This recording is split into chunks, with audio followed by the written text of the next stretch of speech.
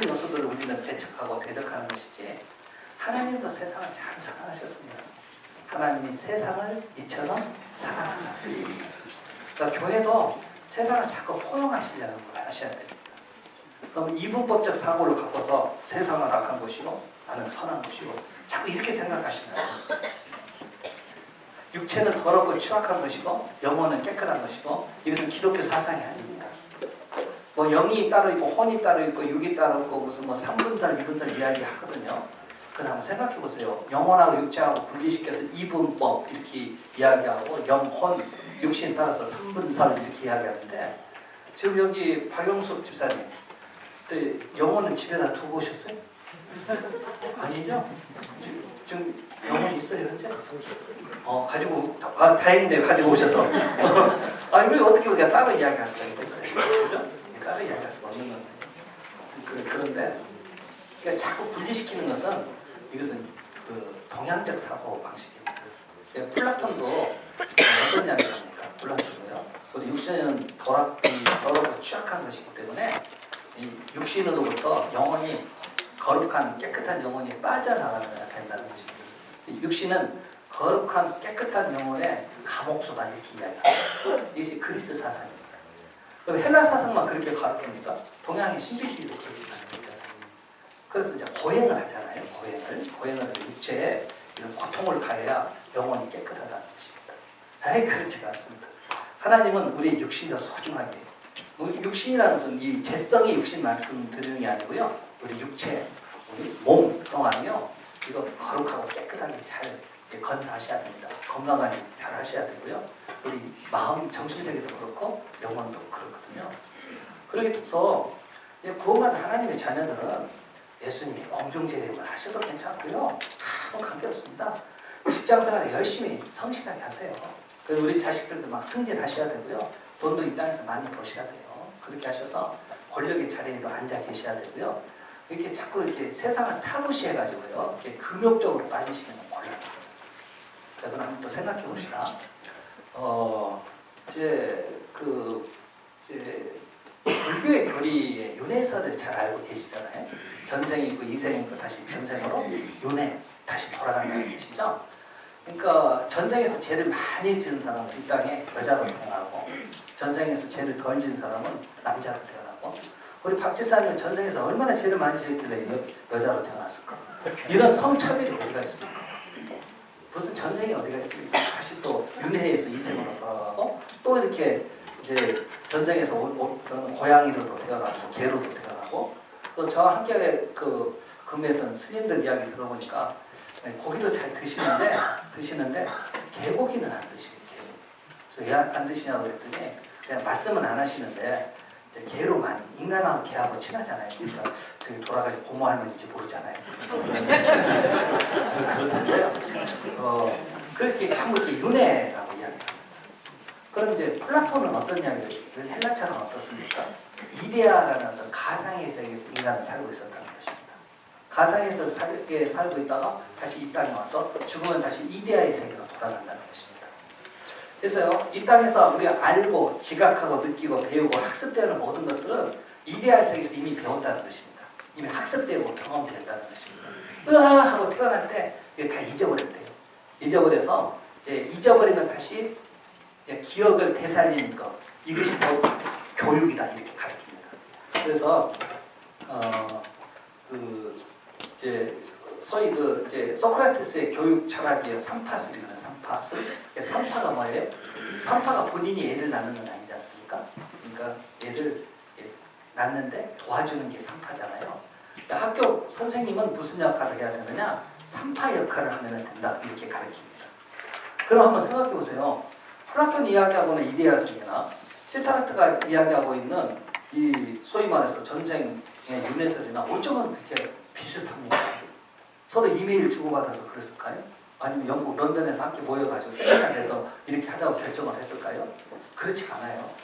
동양에서 제일 머리가 좋은 사람은 시타르트입니다. 서양에서 제일 머리가 좋은 사람은 플라톤입니다. 근데 이 사람들이 깨닫기를 뭘 가지고 깨닫는 거니? 지식이라는 것은 어떤 거군요. 이렇게 학교에서 공부하고 부모를 통해서 또 경험을 통해서 우리 지식이 쌓여지는 것입니다. 근데 한번 보셔보세요. 세상에 있는 만물의 법칙들이 전부 이게 윤회하잖아요. 그렇죠? 봄, 여름, 가을, 겨울이 계속 순환되고 있잖아요.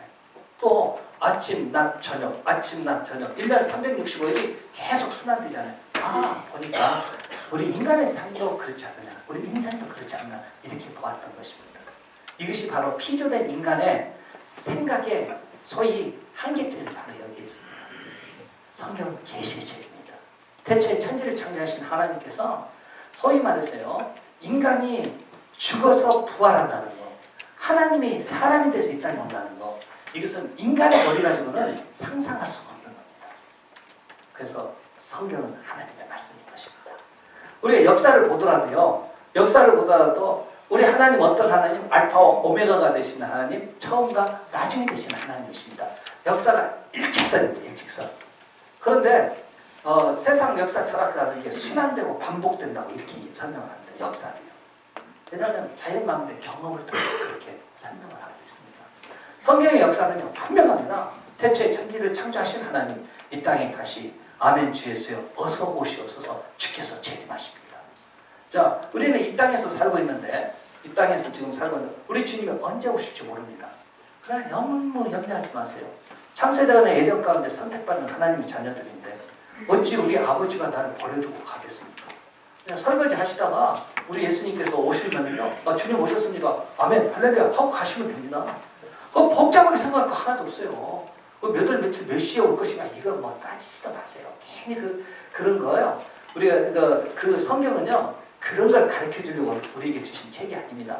예수님의 십자가, 그리스도의 부활, 바로 영생을 주시기 위한 그 책이기 때문에 다른 문제는 이 복음의 이 믿음에 굳게 서 있으면은 다른 문제는 전혀 없습니다. 자, 어떤 사람들은 뭐 아담이 최초의 인간인데 배꼽이 있었을까 없었을까 쓸데없는 소리 생각해요. 아담이 배꼽이 있었으면 어떻고 없었으면 어떡하겠어요. 아담 그거 만나서 여쭤보고 또 어떤 사람들, 특히 이제 이렇게 이단 교리를 가르치는 사람들은 아담 이전에 사람들이 있었다 이렇게 가르칩니다. 김기동이도 그렇고 신천지도 그렇게 가르치죠. 근데 이게 짐승처럼 살던 것을 하나님의 영을 부르는 소위 우리 인간이라는 사람 만들었다 이렇게 가르칩니다. 여러분 그렇지가 않습니다. 아담과 하와는 최초의 인간입니다. 아담은 인류의 대표자입니다. 그럼 가인이 아벨을 죽이고 난 뒤에 저기 있잖아요. 나를 만나는 자가 나를 죽일까 염려하라. 이것을 보면은 다른 사람들이 살고 있었지 않았겠느냐 이렇게 설명을 합니다. 여러분 성경에서 말씀하는 것은 필요한 것만 쭉 이야기합니다. 필요한 것만. 이 성경은 과학 교과서도 아니고요, 도덕 교과서도 아닙니다. 우리에게 영생의 교리, 인간은 왜 죽어야 된다, 이 문제를 어떻게 해결해야 할 것인가, 이것을 가르쳐주는 것이 하나님의 말씀인 복음인 것입니다.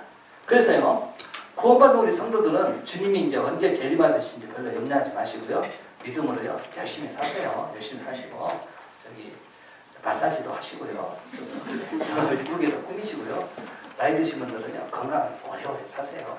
120살까지만 사시면 그렇게 사시는데, 이제 언제 오실지는 모르겠는데 지금 이 땅에서 아직도 악과 고난이 있어요 없어요? 현재 있습니다. 그죠? 현재 있습니다.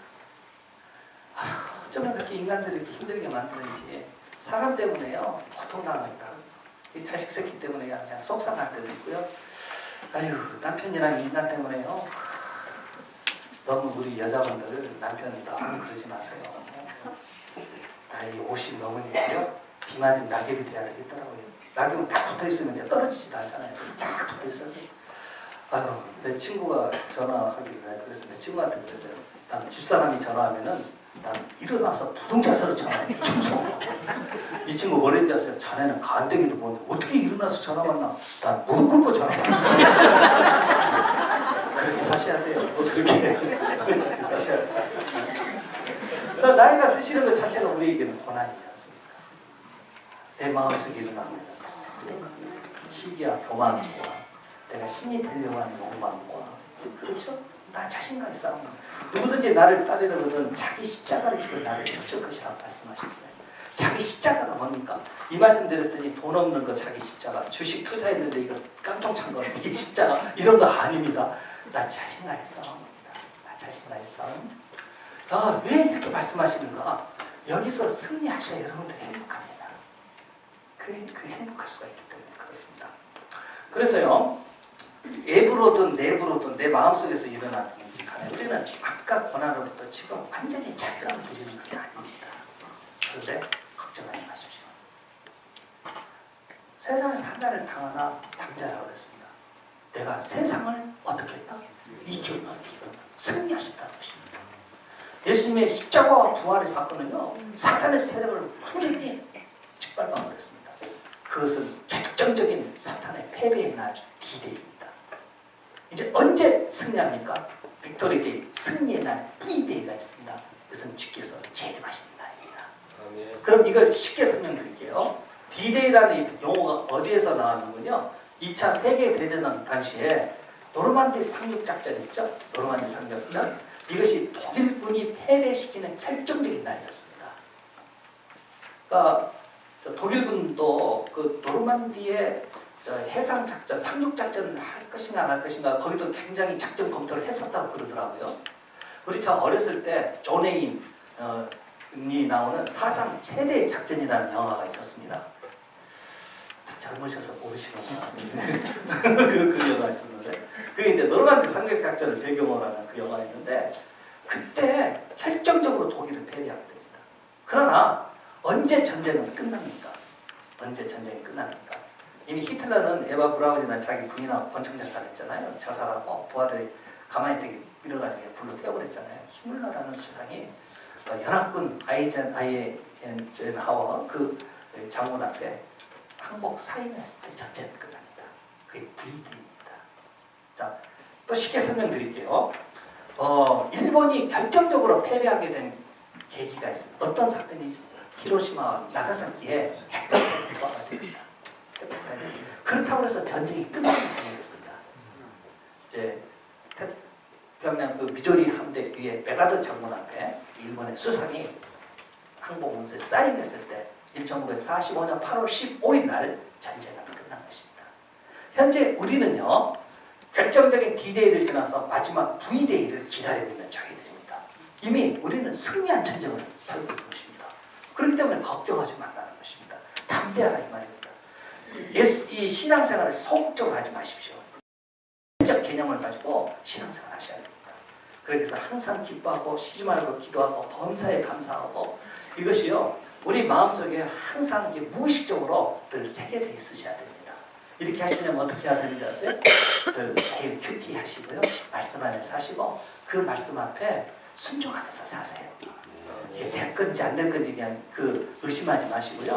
그냥 순종하면서 사시면 됩니다. 이제 나이가 드시면은 이제 그 치매 현상도 일어나잖아요. 여기 노인 심리를 이렇게 공부하시다 보시면은요. 하나님께서는 우리 사람들을 밤에 푹 자도록 항이뇨제라는 것이 밤에는 이게 호르몬 분비가 안 됩니다. 그래서 오줌을 만들지 않습니다. 그래서 주무시면 한 7, 8시간 푹 주무시잖아요. 오줌이 안 마르니까. 아유 그런데 나이가 드시면은요. 이뇨제 호르몬이 분비가 돼가지고 밤에도 계속 오줌을 만드는 거예요. 그러니까 2시간에 또 일어나서 또 화장실 갔다 오다가 내가 요즘 그런 징조가 보여서 고민인데요. 근데 그러는 거예요. 그러면 다른 분은 알지도 못해가지고요. 그냥 우리 아버지 그냥 나중에 물을 잔뜩 마시더니 밤에 이렇게 화장실 다닌다고 그러는데 그게 아니에요. 그래서 그러는 거예요. 나이가 들수록 어떻습니까? 이 생각하는 것이요. 자꾸 과거 것만 자꾸 생각이 납니다. 그 어제 것은 잊어버립니다. 어제 것은 10년 전으로 기억하고요. 10년 전 것은 생생하게 지금 생각납니다. 그런 분들 몇 사람 계시는구만. 그래가지고 어떤지 아세요? 하는 이야기 또 하고 또 하고 또 하고 그러면 토시 하나 안 드리고 합니다. 그때는요. 토도하시려면 항상 처음 듣는 거죠. 그런 일이 있었어요. 그랬어요. 그러시면 됩니다. 근데 이제 치매가 되려면 어떤 현상이 나타나느니 생각하는 게 어린애로 생각하거든요. 그러니까 어린애로 생각해서 남편을 보니까 오빠. 그래서 오빠 그러는 거예요. 어린애로 아들을 보니까 어때요? 아들도 오빠예요. 자기 남편 아저씨 그러는 거예요. 자 그러면요. 그런 현상이 이런 치매로 힘들게 계시는 분들이 가족들이 나를 사랑하는 것을 알까요? 모른가요? 응? 압니다. 당신께서 이걸 표현을 못하는 것뿐이지 내 자녀들이 나를 존경하고 사랑하고 있구나. 안타까워하고 있거나 제가요 하마터면 큰 실수 한 번 했는데 그 화순에 있는 전대병원의 중환자실에 우리 한 집사님이 계셨었어요. 하나 돌아가실 줄 알았는데 내가 이게 주책입니다. 이제 중환자실에 기도 딱 해드리고 이제 나오면서 권사님들하고 나오면서 오래 못 사시겠네요. 그랬더니요 우리 권사님들 톡 찌르더라고요. 목사님 어디 가서 그런 소리 하지 마. 아직도 이게 페르조나가 제대로 안 돼가지고 그랬는데 이 형이 살아났어요. 살아나셔서 뭐라고 이야기하는 거예요? 중환자실에서 이거 호스 보고 있는데 귀는 다 듣는데 다 들어가지고요. 제일 고통스러운 게 자기가 듣고 있는데요. 장례는 어디로 할 거냐, 장지는 어떻게 할 거냐, 제일 고통스럽고요. 옆에 있는 시체도 나가잖아요. 그거 막 울고요. 그거 다 듣고 있대요. 조심하세요, 조심하세요, 조심하세요. 네? 별에 가서 농담하지 마세요. 그분이 살아나셔가지고 아니 맞습니다. 지금은 이분 이제 천국 가서 듣고 계시는데요. 그래서 항상 따뜻하게 해주셔야 돼요. 따뜻하게. 그렇기 때문에 이렇게 무의식 세계에 평소의 생활의 습관들이 무의식 속에 배어 있어야 됩니다. 자, 윤창중 사건을 봅시다. 여러분 어떻게 생각하세요? 그 인간은 평소에 그런 겁니다. 서울에서 하든지 그러라는 거예요. 여기는 안 다니시는 거구나. 서울에서 하든지 그러라는 거예요. 그러니까 거기까지 그렇지. 생긴 것도 인사도 더 어렵게 생겼어요. 어제는요 카톡이 들어왔는데 뭐가 들어왔더니 윤창중 숨 쉬면서 뭐 죽다 이렇게 있어서 깜짝 놀라. 윤창중이 자살한 줄 알았어요. 아이고 자살이나 그랬더니 숨 쉬면서 뭐 했다 나오고 숨 쉬면서 그게 카톡에 들어오더라고요. 그러니까 여러분들 평소에 이 습관이 좋아야 돼요. 엘치라는 그 치매 환자를 전하는 정신과 의사가 어떤 이야기 하는지 아세요? 73세에 그 할머니 한 분을 치료를 해주고 있었는데 이분은 어떻게 하시는 찬송하고 예수님 사랑, 주님 사랑, 하나님 아버지. 이게 문장은 긴 문장은 못하는데 예수님 사랑, 주님 사랑 그거 하더라고요. 어떤 분은 치매가 아니라 본능적인 그 무의식 속에 있는 것이 본능, 그 본색이 그대로 나타나거든요. 어떤 할아버지 이분은요, 내가 그 아시는 그분인데요. 그분은 야 할머니가 어디 다녀오면은요 너 어디 가서 어떤 놈 붙어 먹고 왔느냐고 그러고 나이 70 먹을 할머니가 어디 가서 누가 붙어 먹고 오겠어요. 가진 쌍소리 욕하고요. 아이고 그래가지고요 그분이 이제 돌아가시게 됐다고 병원에 이제 중환자실에 또 연락을 받고 또 풀이하게 갔죠. 갔더니 뭘 했는지 내가 또 주책이에요. 그 집사님한테 할머니 집사님한테 아유 위해서 쌍욕하시고 교회 나가면 또 못 가게 하시던데 아유 편히 가시고 집사님 이제 편하게 신앙생활 하면 좋겠네요. 그랬더니요 이분이 뭐랬는지 아세요? 얼굴 색깔이 달라져서 하시는 말씀이 목사님 그런 말씀 마세요. 한 10년만 안방에 저렇게 누워있으면 좋겠어요. 그래요. 도대체 여자는 알다가도 모르겠어요. 그래서요 이렇게 평소에 큐티와 믿음 생활을 잘 하시게 되면요 나중에 노망이 들어서도 그 인간이요 거룩하고 깨끗한 모습을 나타납니다. 그래서 자식들에게 존경을 받는 우리 인생의 마무리가 이게 아름다워야 되지 않겠습니까? 늙어도 아름다운 늙음이 있어야 되지 않겠습니까? 이걸 하도록 저희들이 경건의 연습을 하는 거예요. 신앙생활 바로 이거거든요. 이거예요. 그래서 나의 인격을 예수 그리스도의 성품에 합당한 형상들을 만들기 위해서 그러는 거예요. 그런데 우리나라 이 용어 단어를 보면은요, 그 성격이라는 단어 있죠. 성격. 그 위에는 그 인격이라는 말이 있죠. 인격 위에는 뭐예요? 성품이 훌륭하다는 거예요. 성품, 성격, 인격. 인격 밑에 뭐가 있어요? 성깔이 있다고요. 성깔 밑에는 뭐가 있어요? 성질이 더럽다고 성질. 성질 밑에는 뭐가 있어요? 싸가지 없다고 싸가지. 싸가지 밑에 어떤 단어가 있어요? 꼬라지 낸다고 하죠. 꼬라지. 꼬라지 밑에 그 밑에 단어가 또 하나 있습니다. 지랄한다고. 여러분들 우리의 성격과 이런 인격들이 그리스도 안에서 이렇게 주님과 함께 묵상하면서요 거룩한 성품이 되는 겁니다. 이렇게 되시기를 축복합니다. 말씀 하나님 말씀입니다. 그런데 이렇게 우리를 힘들게 하는 것이 무엇인지 아십니까? 거짓말입니다. 거짓말. 우리 한국 사회가 이제 유교 문화 때문에 그런지는 몰라도 거짓말을 대수롭지 않게 생각하거든요. 그런데 기독교 문화권에서는 거짓말이 굉장히 중요시 여깁니다. 옛날 그 클린턴 대통령의 그 르한스키하고 스캔들이 있었잖아요. 스캔들이 있었는데 미국 사회가 성적으로도 굉장히 개방된 사회였기 때문에 그 르한스키하고 스캔들이 있느냐 없었느냐 이것이 중요한 게 아니고요. 그들에게는 과연 대통령이 거짓말하느냐 거짓말하지 않느냐 이 문제예요. 이 문제예요. 그러니까 클린턴 대통령 어떻게 이야기했어요? 자기가 르한스키하고 부적절한 관계였었다고 고백을 했어요. 그 다음부터는 신문이 조용하지 않아요. 조용하지.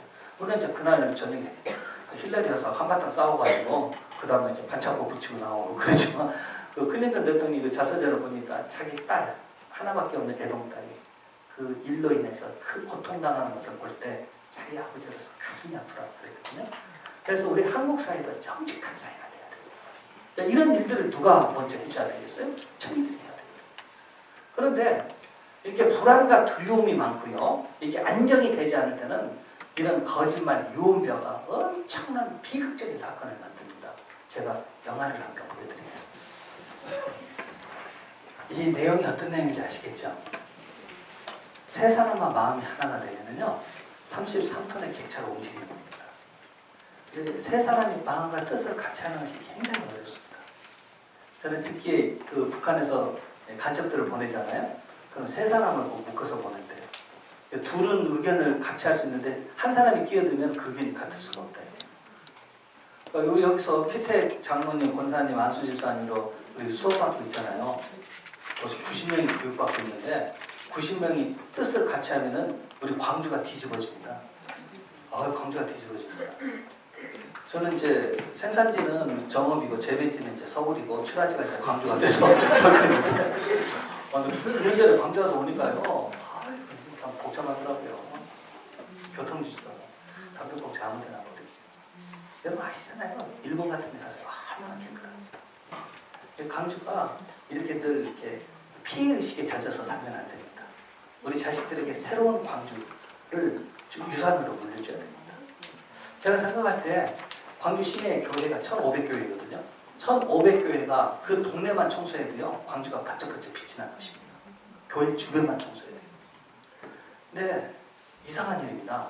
사소함의 그 법칙이라는 것이 있는데 그 법칙은 제가 다음 주 토요일 날 영화를 보여드릴게요. 뉴욕에서요. 엄청난 변절이 증가가 돼 있는 그 뉴욕에 그 경찰국장이 어떤 일을 하기 시작했냐면요. 뉴욕에 있는 지하철에 페인트를 칠하기 시작합니다. 우리 한국 지하철 같지 않고 지하철 명마다 낙서를 해놓고 낙서 그 객차에다 막 낙서해놓고 이걸 지우기 시작합니다. 깨끗하게 청결하게 해놓습니다. 그랬더니 뉴욕에 있는 범죄율이 낮아지더라는 것입니다. 이것을 깨진 유리창의 법칙이라고요. 골목길 안에 차 2대를 세워놨습니다. 한 차는 유리창 차에 창문을 깨놨습니다. 그리고 한쪽은 본네트만 열어놨습니다. 근데 개구장의 아이들이 본네트 열어놓은 차는 그대로 둡니다. 유리창 깨진 그 차는 엉망진창으로 만드는 것입니다. 그래서 이게 깨진 유리창의 법칙입니다.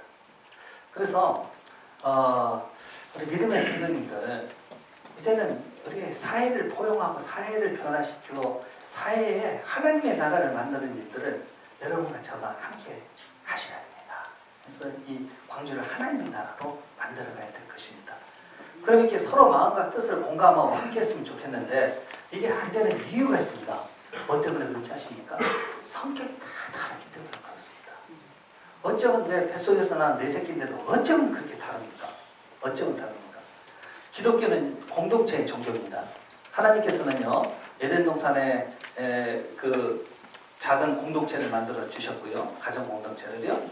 그리고 마가의 다락방에 교회 공동체를 하나님께서는 선물로 허락해 주셨습니다.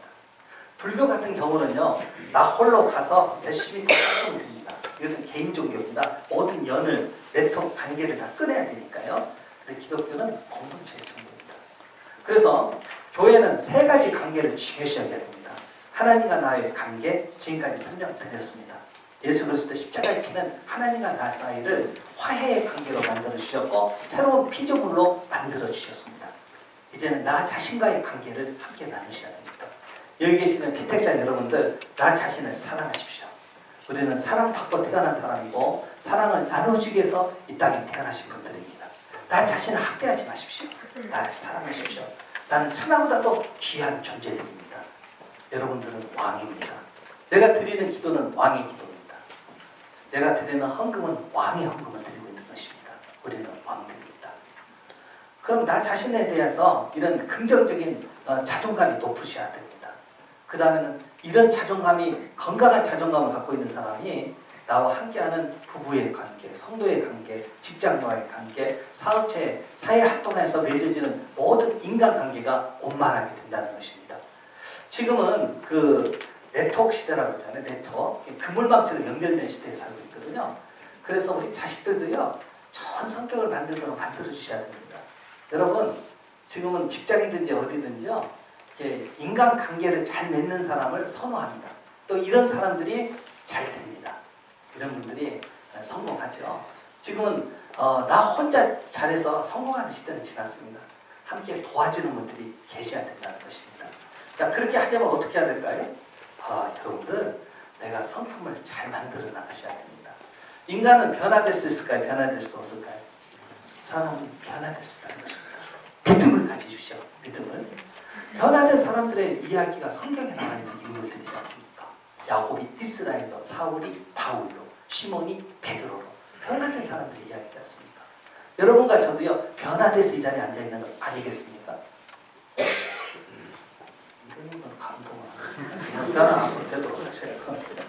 변화되도록 하시는데, 그럼 성격이 어떻게 만들어지는가? 이게 이제 중요합니다. 성격을 만드는 데는 두 가지 요소가 필요하다고 이야기합니다. 하나는 유전입니다. 유전은 부모로부터 타고나는 것들입니다. 그 다음에 뭘까요? 환경입니다. 지금의 내가 만들어져 있습니다. 그러니까 유전인자를 갖고 타고난 그 성격들은 바꿔지지 않습니다. 굉장히 어렵습니다. 그래서 바꿔지지 않습니다. 그런데 이제 환경적인 요인들은요, 바꿀 수 있다는 것입니다. 자, 환경이라는 게 무엇입니까?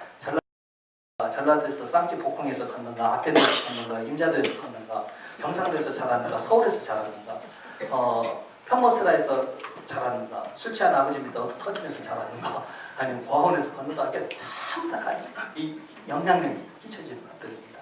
그러니까 태어날 때부터 어른이 될 때까지 많은 사람들로부터 저희들은 영향을 받고 사는 것입니다. 그런데 어렸을 때 그 종교가 굉장히 중요합니다.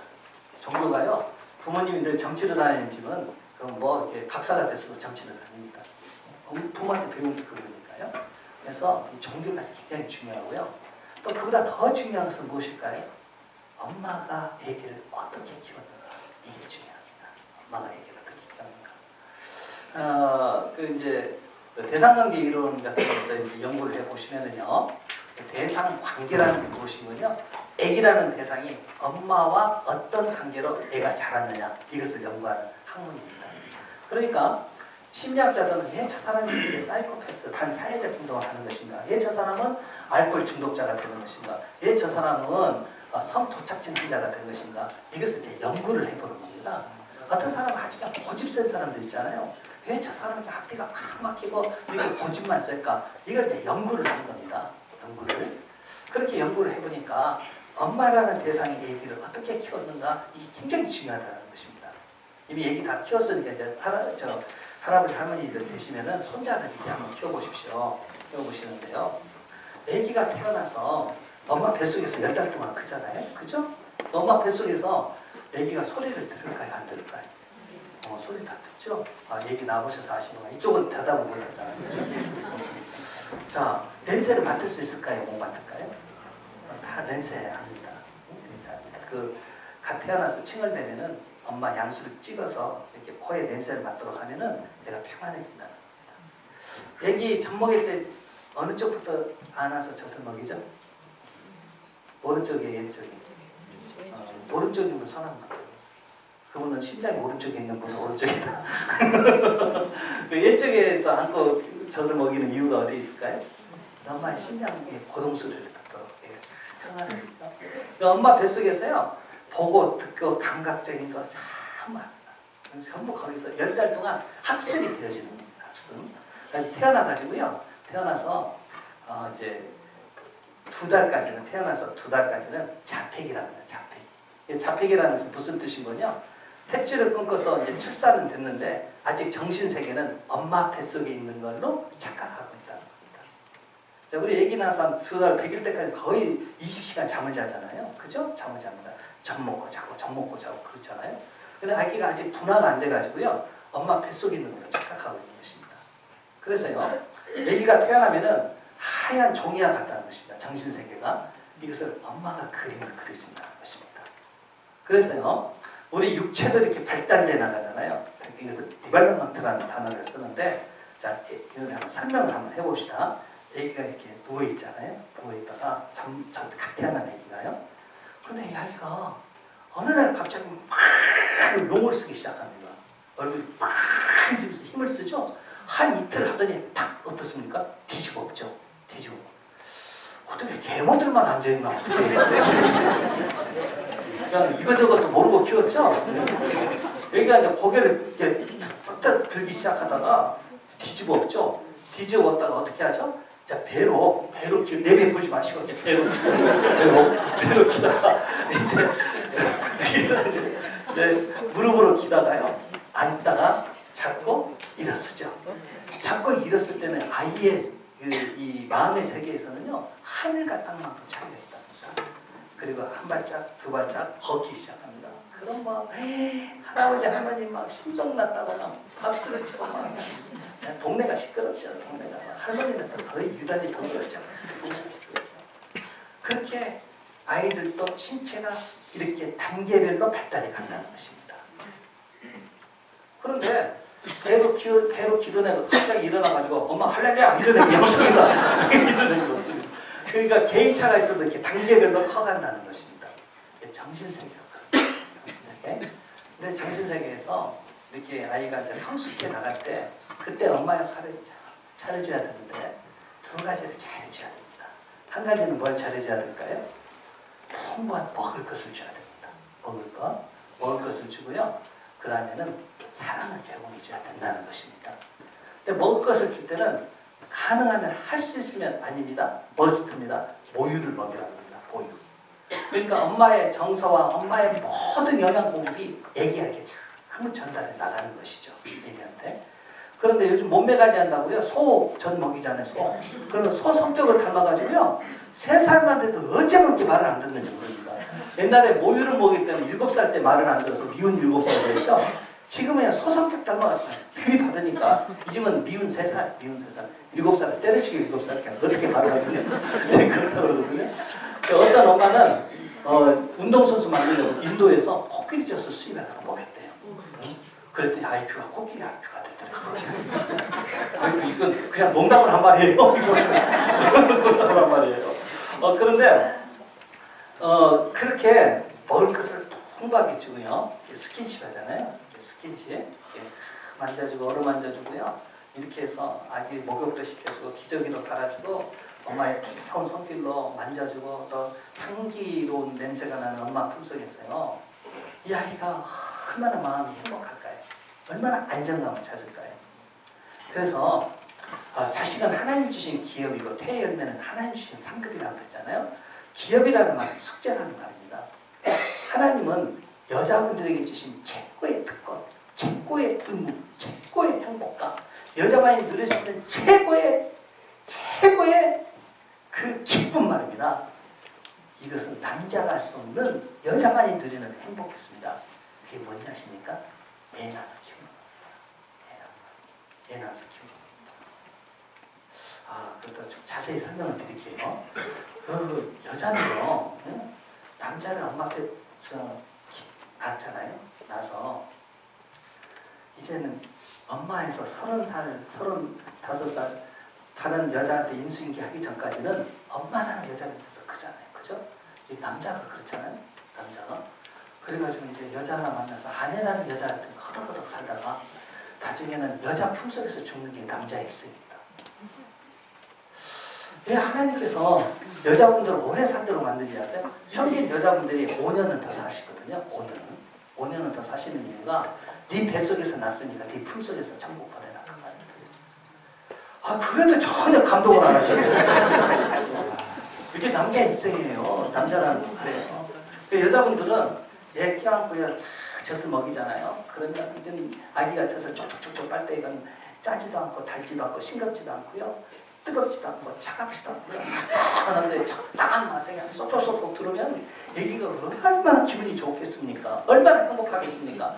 그게 행복의 그 증세가 나타나는 게 젖꼭지 꽉 끼물죠. 딱 때리죠. 이제 엉덩이 딱 때리죠. 그럼 애기가 깜짝 놀라가지고 엄마를 쳐다보죠. 엄마와 애기의 부딪히는 그 눈동자. 남자는 모릅니다. 남자는 나도 모릅니다. 그러니까 애기 또 났습니다. 우리 어머니 7이나 났습니다. 그렇거든요. 그래서 애기로 하여금 최고의 전지전능한 마음을 줘야 된다. 나는 무엇이든지 원하는 대로 다 돼. 이런 마음을 어렸을 때 무의식 속에 심겨줘야 된다는 것입니다.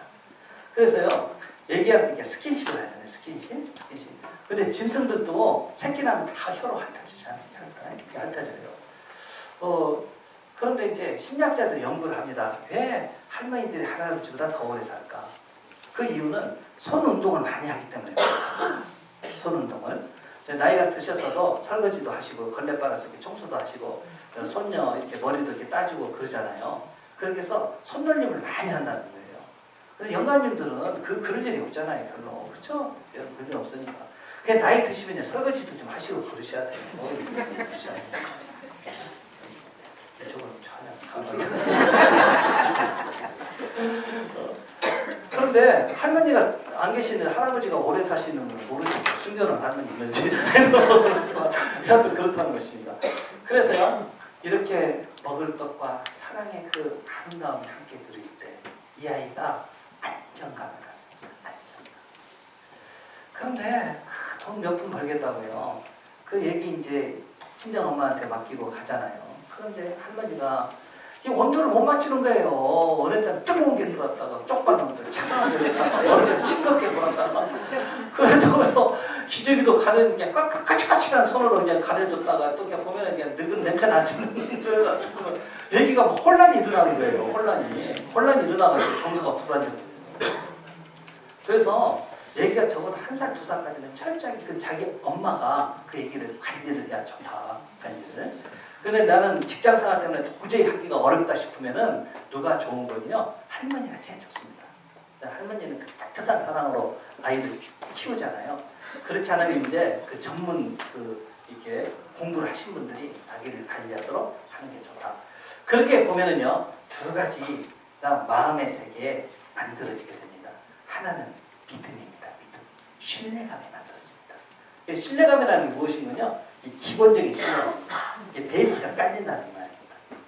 여러분 인생을 살아가면서요, 불안해서 살 수가 있겠어요. 믿음이 있어야 다 사는 것입니다.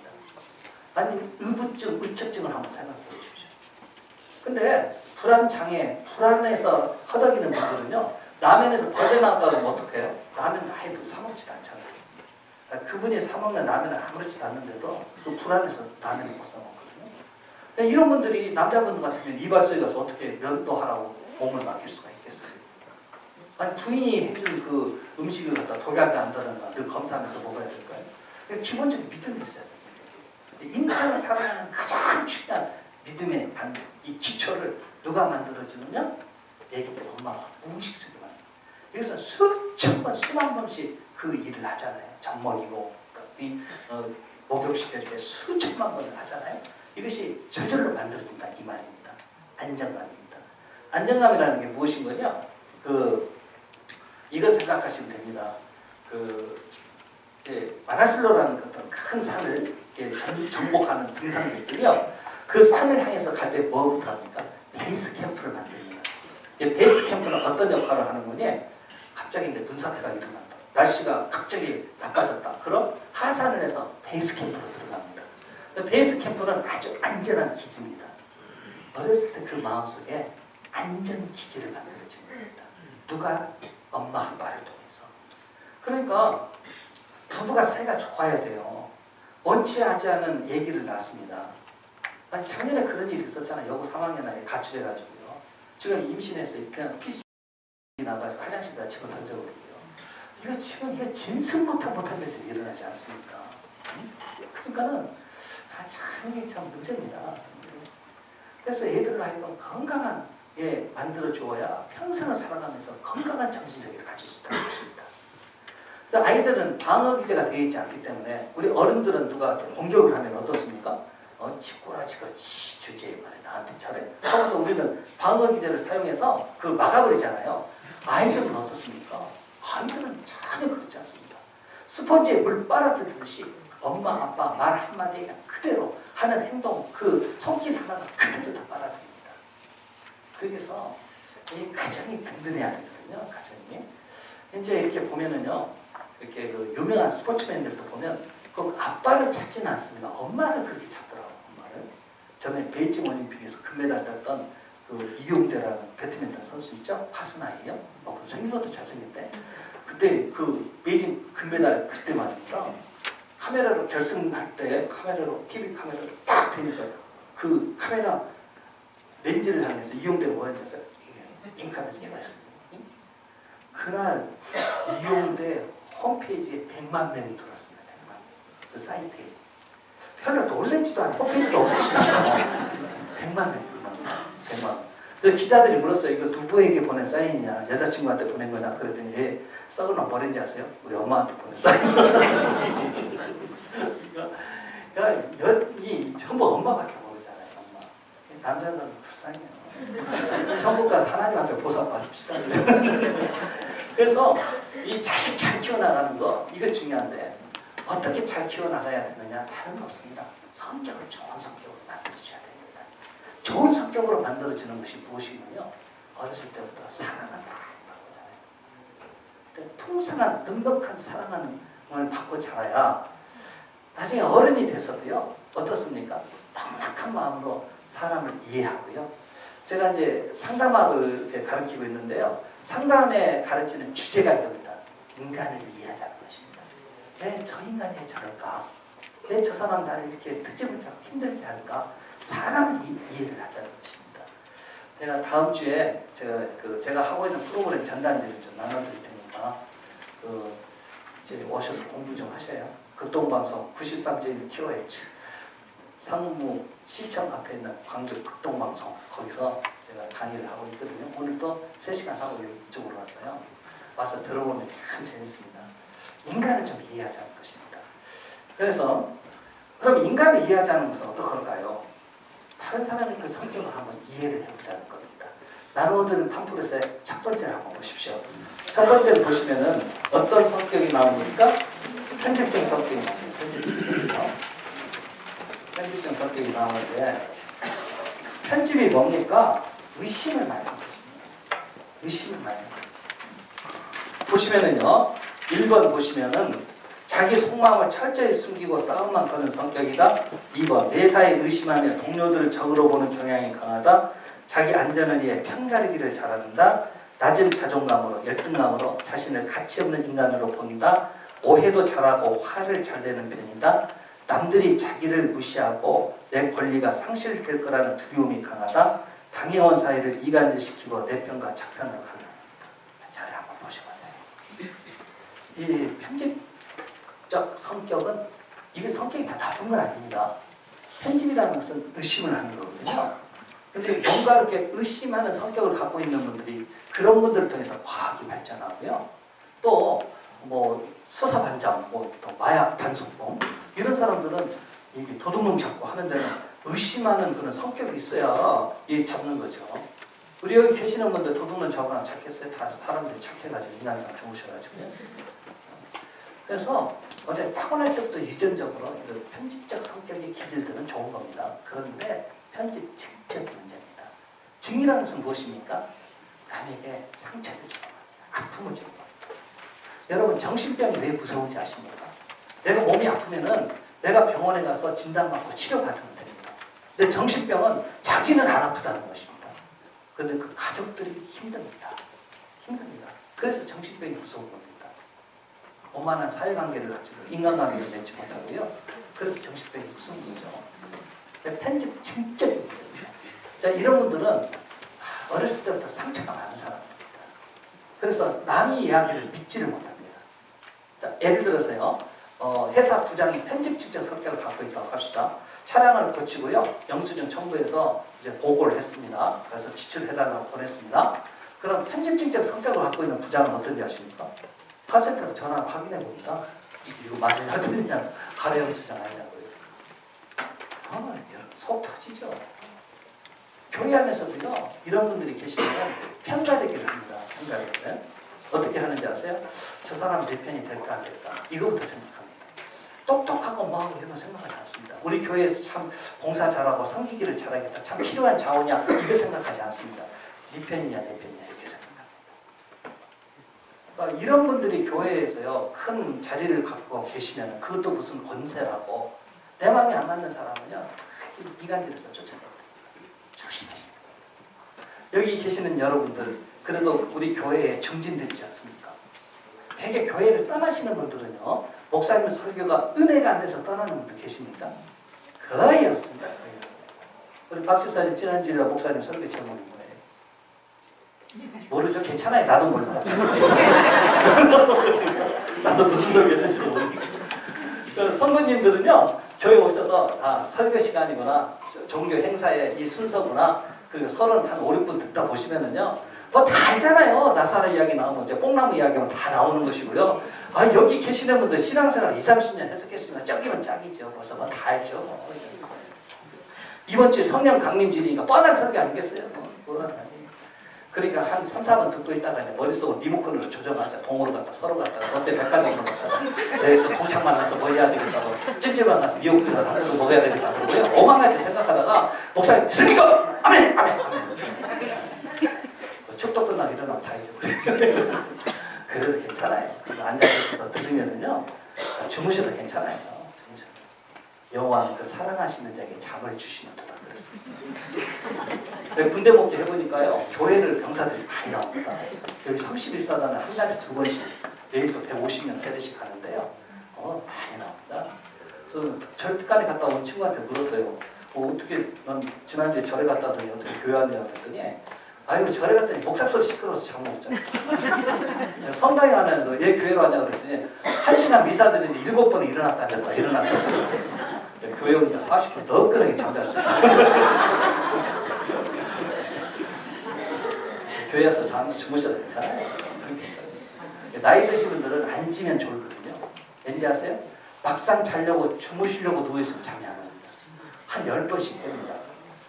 그러니까 누우면 생방송도 앉으면 안 졸고 그래서 우리 나이 드신 분들은 그냥 교회에서 주무시라고 합니다. 앉아서 주무시라고. 어쩌다 이런 이야기가 나왔죠. 하여튼 뭐 그렇습니다. 그러니까 아이고 참 곤란합니다. 교회에서 기분 나빠서 감정 상해서 직업인데 나한테 이래. 내가 가슴 아픈 이야기 하나 해드릴게요. 이 작은 교회는요 큰 교회는 빈익빈이 부익부입니다.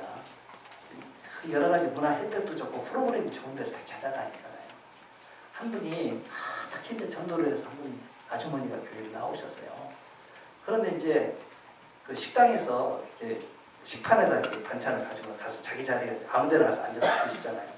한 군데 가서 이제 앉으려고 하니까 어느 권사님들이 여기는 저희 가서 드세요. 저희 가서 여기 자리 있어요. 여기 어떻게 하냐 아세요? 치고다녀. 더러워서 그러나 또 저는 전화해가지고요 비유마침이라고 전화해가지고 이분이 뭐 하시는 분이더니 우한에 가서 이제 담아내기 캘 때는 가서 담아내기 켜주고 이런 일을 합니다. 내가 밖에서도 대접 못 받았는데 교회까지 와서 내가 무시합니다. 물론 그 권사님이 무시해서 하신 이야기는 아니었어요. 받아들이는 입장에서는 그게 무시당한 거예요. 그러니까 기분 나쁘다는 댓글 안 나오시는데 우리 교회는 열린 교회라 많이 열려서 들어오시는데 뒷문도 열려가지고 그래서 이제 교회 새로 오신다고 등록하시겠다고 그러잖아요. 그럼 제가 상담하면서 말씀드려요. 자, 상처 주지 마세요. 여기다 등록해놓고요. 다음 주부터 또 안 나오시면 다 굉장히 괴롭습니다. 그냥 한 바퀴 돌아보시고 그리고 오십시오. 저 동명교회, 저 산수제일교회, 동성교회랑 쭉 한번 다녀보시고 그리고 오셔서 여기서 오시면은 말뚝 박으십시오. 말뚝 박으십시오. 그 저는 이제 이렇게 전화번호하고 이제 등록하잖아요. 그럼 제가 거의 일주일에 2, 3번씩 문자를 띄워드리거든요. 카카오톡으로. 성경 기절도 좋은 문장 띄워서 그렇게 관리를 하는데 아유 그 목회라는 것이요 그렇게 관리했다고 해서 되는 게 아니더라고요. 그렇게 인간적으로 되는 게 아니더구만. 하여튼 이 당회원이 이런 분들이 이제 장로님 계시면 막 서로 이제 저울질하는 것이죠. 그래가지고요 특히 이 열등감이 많은 사람일수록 겉으로는 굉장히 친절합니다. 왜요? 교회 문화 안에서는 겸손해야 됩니다. 그래야 인기가 있죠. 누가 나를 모함했습니다. 그리고 그 당시에는 저기 하지 않습니다. 말하지 않습니다. 그냥 언젠가는 손 좀 봐주겠어. 언젠가는. 그래서 그 사람이 뭘 잘못하면 무조건 멈추고. 문제는 자기 문제입니다. 그러니까 자기의 성장 과정에서의 아픔과 분노를 갖다가 어디에서 하려고 합니까? 교회에서. 교회는 편하죠. 직장에서는 못하죠. 직장에서도 속편해 그럼 끝납니까? 그러니까 교회가 평안한 곳이기 때문에 음지가 있는 것에 곰팡이가 피우듯이요. 교회 안에서 그런 요소들이 많이 있다는 사실이에요. 내가 이분만 하나 소개해드리고 마칠게요. 구약 성경에 전형적인 편집 중증 환자 한 분이 나옵니다. 누구일까요? 사울왕입니다. 사울왕은 조상적부터 내려온 열등감을 갖고 있습니다. 원래 사울이 베냐민 지파 사람이잖아요. 사사기에 어떤 사건이 나오는군요. 레인이 자기 그 첩이 친정으로 이제 도망을 갔습니다. 그래서 자기 처갓집을 찾아가서 그 여인을 아내를 데리고 고향으로 가는 겁니다. 가는데 그 장인어른이 하룻밤만 쉬고 가서 가면 또 언제 올까? 가지고 3일 동안 거기서 머뭅니다. 머물 것은 이제 떠났는데 안식일 전날 집으로 가야 되니까 밤늦게 들어간 곳이 그 베냐민 지파 마을에 가서 하룻밤을 유숙하게 됩니다. 그런데 그날 밤에 베냐민의 깡패들이 찾아와서 그 여자를 내놓으라고 합니다. 그러니까 그 남자도 그렇죠. 그 아내를 줍니다. 그리고 아침에 일어나 행장을 챙겨가지고요. 자기 집으로 가려고 아내가 어떻게 되든지 말든지 그 아내가 앞에 와서 쓰러져 죽었는데 판세 성폭행을 쓰러져 죽었습니다. 그럼 어떻게 하는지 아십니까? 그 아내의 시체를 12구마가 돼가지고 각 지파에 다 보냅니다. 그때 이 시체를 보고서 이 분노를 합니다. 어떻게 할례를 받은 하나님의 백성이 이렇게 이 여자를 이렇게 무참하게 폭행할 수 있느냐 이겁니다. 알아보니까 베냐민 지파 사람입니다. 그래가지고 베냐민 지파를 급소해가지고 싹쓸이 다 죽여버립니다. 한 400여 명 가는 그 후손 가운데 사울왕이 등장한 것입니다. 그러니까 사무엘이 그 당시에 큰 지파인 에브라임이나 유다 지파는 여기서 왕을 세우지 않고 가장 미약한 베냐민 지파에서 왕을 세웠습니다. 이것은 정치적인 테크닉입니다. 강한 지파에서 왕이 나왔으면 내전이 일어납니다. 그래서 힘이 약한 그 사울을 기름 부어 왕으로 세운 겁니다. 그러니까 사울왕은 정치적 기반이 없는 겁니다. 그래서 늘 불안합니다. 내 자리가 빼앗길까. 노무현 씨가 그렇지 않았습니까? 노무현 씨가 정치 기반이 빈약하니까 그랬었지 않았겠어요? 그러니까 다 불안한데 다윗이 골리앗과 싸워서 이기고 난 뒤에 사울은 천천히 다윗은 만만히 나갑니다. 여러분 생각해 보세요. 왕입니다. 다윗은 평민입니다. 어떻게 왕하고 평민하고 비교할 수가 있겠습니까? 근데 사울의 당신의 열등감 때문에 그렇습니다. 그래서 라이벌의식이 강하게 나타나는 겁니다. 라이벌의식이. 그래서 다윗이 내 자리를 어떻게 노린다고 이렇게 본 겁니다. 그래서 끊임없이 다윗을 죽이려고 합니다. 나중에 사울은 정신분열증 환자가 되잖아요. 그래서 이제 자살하고 하는데 그 요나단하고 다윗은 친구잖아요. 그 요나단이 이제 다윗 이야기하니까 사울한테 그러잖아요. 야 이놈아, 내가 너를 위해서 지금 하는 거야. 내 정권을 너한테 물려주려고 하는 거야 이놈아. 예? 요나단이 알아치고 그러잖아요. 그러니까 이런 그 사울과 같은 존재들이요 교회 안에는 있을까요, 없을까요? 있습니다. 그래서요 이간질하고 교회 분열을 일으키고요. 이거 조심하셔야 됩니다. 여러분들 이간질이라는 게 무엇이고요? 사실을 사실대로 말하는 것은 이간질이 아닙니다. 이것은 거짓말이 아닙니다. 그런데 사실이 아닌 것을 자꾸 포장을 합니다. 시나리오를 만듭니다. 근데 시나리오를 만드는 건 어떻게 하는지 해서 자기 구미대로 만듭니다. 예? 만듭니다. 그러면은 또 이제 편집 작가들이 써가지고 또 다 모으죠. 다 모아가지고요. 나중에 알고 보면은 아무것도 아닙니다. 그래서 교회는 투명해야 됩니다. 투명해야 됩니다. 항상 투명해야 됩니다. 그래야 악적인 사단이나 그걸 장난질을 못합니다. 죄송합니다. 저희 뭐 다 아는 교회니까요. 저희 교회는 제가 목회에 부임하고 나는데 제자들은 일체 저는 관여를 안 합니다.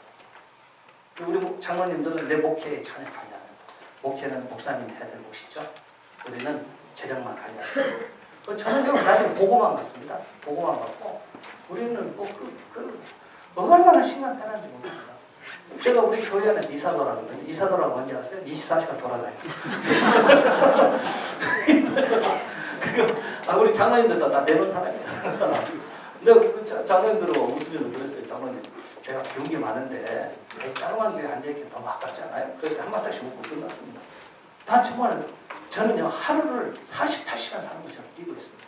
난 시간이 가는 게 너무나도 아깝습니다. 너무나도 아깝습니다.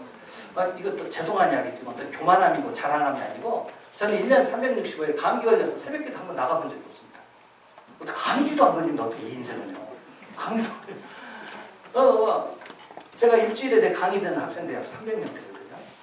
월요일 아침에 경기대학교 가서 강의합니다. 화요일날 극동방송합니다. 수요일날 수요 예배 때문에 쉬어야 되죠. 목요일날 광시대학교 하루 종일 있죠. 또 금요일날 이제 구역리로 가야 되니까 토요일날 극동방송하죠. 그러니까 내일 오늘 여기 강의 두 타임 했죠.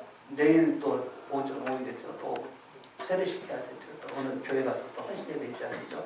월요일날 경기대학교 가야 되죠. 화요일날 극동방송 가서 이번엔 정신분열증과 귀신 들림에 대해서 또 강의하죠. 나는 인생을 어떻게 살아가는지도 모르겠어요.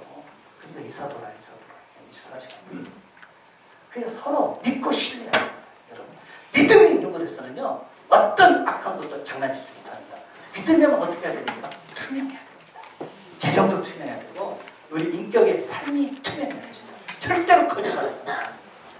그러니까 이렇게 되어지면은요. 이제 우리들의 신앙생활이 행복합니다.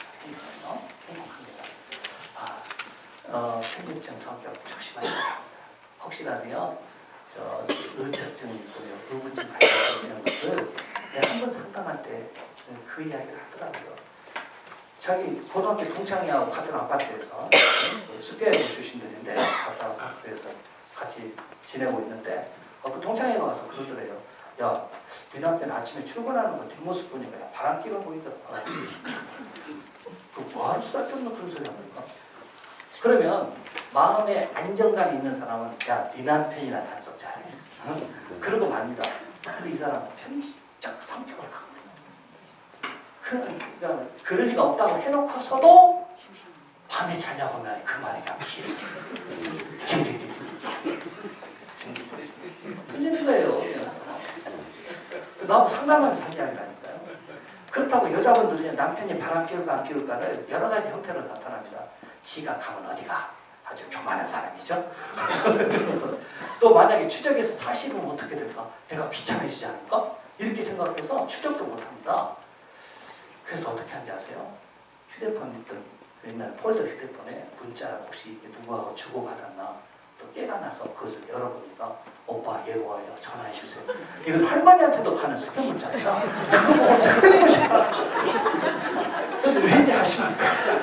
왜냐하면 당신께서 인간의 성격 자체가 편집적 성격을 갖고 있으니까 모든 것을 의심으로 보는 겁니다. 의심으로 보는 겁니다. 진리 안에서는 하나님께서 우리에게 자유함을 주셨어요. 편집적 성격이 있으면 자유함을 누리십시오. 하나님 믿는 그 믿음 가지고 남편도 믿으세요. 지가 가면 어디 가겠습니까? 그래도 조심하셔요. 꼴보니 움직이면 어쩔 수 없으니까. 하여튼 조심하셔야 돼요. 믿음으로 승리하시고 한 주간 동안 행복하시기를 축복합니다. 들어갑니다.